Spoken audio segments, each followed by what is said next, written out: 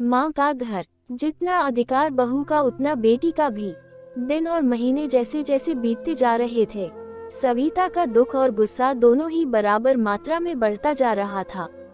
6 महीने पहले जब वह अपने मायके गई थी और वहां उसने जो देखा वह महसूस किया, उसके उपरांत दोबारा फिर कभी सविता का मन अपने मायके जाने का नहीं हुआ।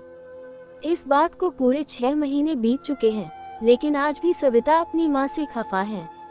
माँ, बाबूजी, भाई और यहाँ तक कि उसके भाई की पत्नी कनक ने भी बार सविता से घर न आने का कारण जानना चाहा, लेकिन उसने कभी भी किसी से अपने दिल की बात नहीं कही, बस अंदर ही अंदर परेशान होती रही। सविता ने तो कभी सपने में भी नहीं सोचा था कि बहू के आते ही माँ के व्यवहार में इतना बदलाव आ जाएगा। उसे अपने ही घर में अपनी ही माँ पराई लगने लगेगी। माना कि उसका भाई सारांश माँ बाबूजी का अकेला बेटा है और अब माँ बाबूजी को सारांश और उसकी पत्नी के साथ ही रहना है, लेकिन वह भी तो उनकी एक ही बेटी है।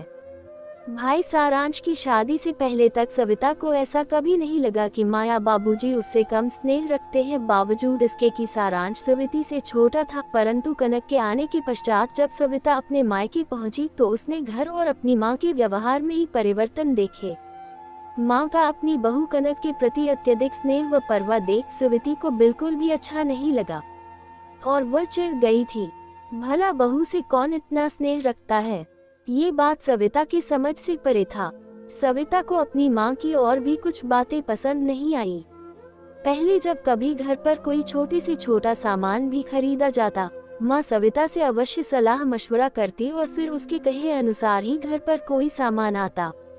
लेकिन अब की बार घर के सारे पर्दे सविता की जानकारी के बगैर ही बदल दिए गए थे, वह भी वे पर्दे जिन्हें सविता ने पसंद करके लगाए थे। जब इस बारे में सविता ने अपनी माँ से बात की तो माँ बड़ी सहजता से कहने लगी, अरे वो कनक को ब्राइट कलर के पर्दे पसंद है ना, इसलिए उसने सारे पर्दे बदल दिए। मैंने ही कहा उससे बदल दो यदि तुम्हें पसंद नहीं है, आखिर अब ये तुम्हारा ही घर है। माँ का ऐसा कहना न जाने क्यों सविता को अंदर तक चुभ गया। उसे ऐसा लगा जैसे मायके से उसकी पकड़ ढीली पड़ती जा रही है। अभी सविता को मायके आए चंद घंटे ही हुए थे कि सविता से कनक बोली, दीदी आपको आलू चाट बहुत पसंद है ना, मैंने सारी तैयारियां कर रखी है, आपके लिए बनाकर ले आऊं। ये सुन सविता को थोड़ा अच्छा लगा और वह तनकर बोली, हाँ बना लाओ। और साथ ही साथ सविता ने रात के खाने का मेनू लिस्ट भी कनक को बता दिया। तभी सुरीली की माँ बोली, सविता तुम भी जाकर किचन में कनक का हाथ बटाओ, वह अकेली यह सब नहीं कर पाएगी। माँ का इतना कहना था कि सविता को ऐसे लगा जैसे अब उसकी माँ उसकी नहीं रही, वह अपनी बहू की हो गई है। माँ को अपनी बेटी से ज्यादा फिक्र अपनी बहू की है, लेकिन सविता ने तुरंत कोई प्रतिक्रिया व्यक्त नहीं की, बल्कि एक ही शहर में ससुराल और मायके होने की वजह से रात के खाने से पहले ही वह बहाने बनाकर ससुराल लौट आई। तब से फिर कभी सविता ने मायके की तरफ मुड़कर नहीं देखा। एक शाम जब सविता मार्केट से घर पहुंची तो उसने देखा कि उसकी नंद मधु अपने बच्चों के साथ घर आई हुई है। ये देख सविता अंदर ही अंदर कसमसा कर रह गई। मधु का आना उसे कतई पसंद नहीं था और उससे भी अधिक मधु का यहाँ आकर अनावश्यक हस्तक्षेप करना तो उसे बिल्कुल नहीं भाता था। मधु का ऐसा व्यवहार सुरीली को अपने अस्तित्वहीनता का बोध कराता।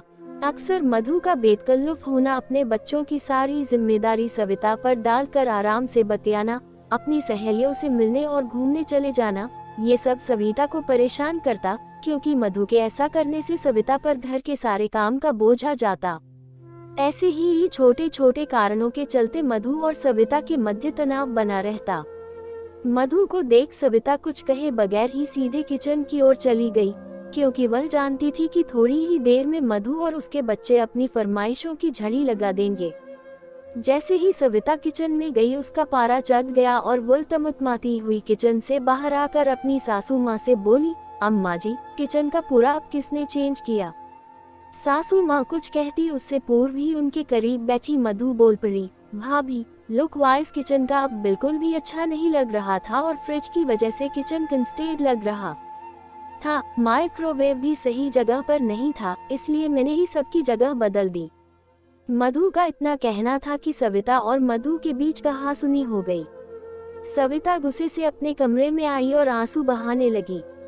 माँ से वैसे ही सविता नाराज चल रही थी, सो उसने अपने बाबूजी को फोन पर सारा वृतांत कह सुनाया।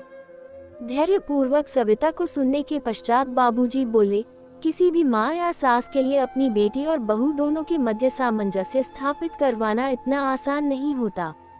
मायके में जितना अधिकार बेटी का होता है उतना ही हक बहू का भी होता है।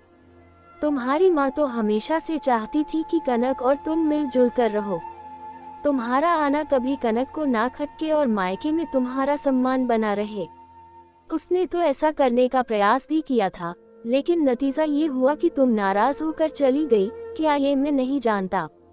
बाबूजी से ये सब सुन सविता को अपनी सोच पर पछतावा हुआ। उसके मन में अपने माँ के प्रति जो गुस्सा और गलतफहमी थी वह अब दूर हो चुकी थी। सविता ये भी समझ गई कि माँ उससे कितना प्यार करती है। मायके में उसका मान बना रहे, इसलिए माँ ऐसा बर्ताव कर रही थी। सविता को इस बात का भी एहसास हो गया कि नंद और भाभी का रिश्ता दो प्रतिद्वंद्वियों का नहीं, बल्कि यह एक बहुत ही खूबसूरत व प्यारा होता है, जिसमें ईर्ष्या द्वेष के लिए कोई स्थान नहीं होना चाहिए, क्योंकि बेटी और बहू दोनों का ही घर में समान महत्व होता है। सविता के दिल और दिमाग में लगे जाले अब साफ हुए थे। वह खुशी खुशी मायके जाने को तैयार थी। साथ ही नंद मधु के संग भी वह अपने रिश्ते सुधारने का संकल्प ले अपने कमरे से बाहर आई।